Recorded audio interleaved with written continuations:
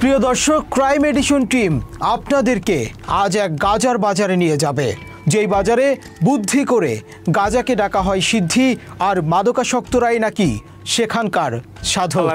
শুদ্ধ চাই, মানে সিদ্ধিখোর যারা, এদের বিরুদ্ধে কোনো ক্লেম নাই। এরা যারা সিদ্ধি সেবন করে তাদের বিরুদ্ধে কোনো ক্লেম নাই। তারা চুরি ডাকাতিরা আজ নিয়ে এগুলো চিন্তা করে যায় না। থানা দৌলতপুর, জেলা কুষ্টিয়া, গ্রাম আংদিয়া, পোস্ট অফিস ছাতারপাড়া ইউনিয়ন, খলিশাকুন্ডি। আমি এখানে গত বৃহস্পতিবার এসেছি।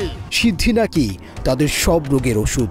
ভারত থেকে আমদানি নয়, বাংলাদেশি গাজার চাষাবাদ করার মামাবাড়ির আবদার। মাদকার কথিত সাধকদের নিয়ে বসা এই মেলাকেই আমরা নাম দিয়েছি লালন মেলা। কিন্তু লালনের নামে কুষ্টিয়া জেলায় প্রতি বছর গাজার আসর বসানো হয়।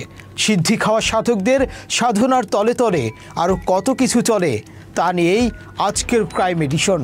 কুষ্টিয়ার নাম শুনলেই সবার আগে বাউল সাধক লালনের কথাই মাথায় আসবে।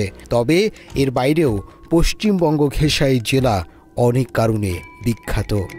জেলার ৬টি উপজেলার মধ্যে দৌলতপুর সর্ববৃহৎ। জেলার সবচেয়ে ছোট উপজেলা খোকসা।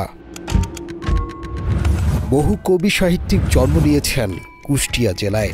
এজন্য বাংলাদেশের জন্মের বহু আগে থেকেই সাংস্কৃতিক রাজধানীর খ্যাতি পায় স্থানটি। প্রিয় দর্শক, অনুসন্ধানে জানা গেছে সপ্তাহব্যাপী চলা এই মেলায় এবার সব মিলিয়ে ২৭ টন গাঁজা বেচা বিক্রি হয়েছে।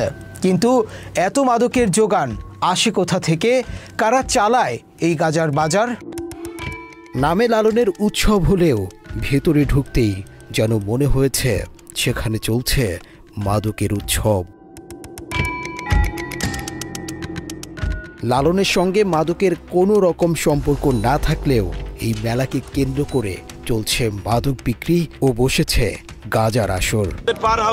এটা তো মেলা রে বাবা, গাজার মেলা। এটা পাগলিটা সব সিদ্ধি সাধক, কামাখ্যা থেকে আসছে আমার এই পাগলিক। সে ঠিক মতো সিদ্ধি খাইতে পারছে, সিদ্ধি পিনি হইতেছে না। এগুলো বেচতেছি গাঞ্জা সিদ্ধি 3 দিনের জন্য উন্মুক্ত, মানে এক কথা সরকার আমাদেরকে অনুমতি দিয়ে এই অনুষ্ঠান। আমরা সংস্কৃতির সেই রাজধানীতে এখন অপসংস্কৃতি ছেয়ে গেছে। বাউল সাধনের নামে লালনের জন্মভূমিতে এখন যা চলছে তা দেখলে আঁতকে উঠবেন।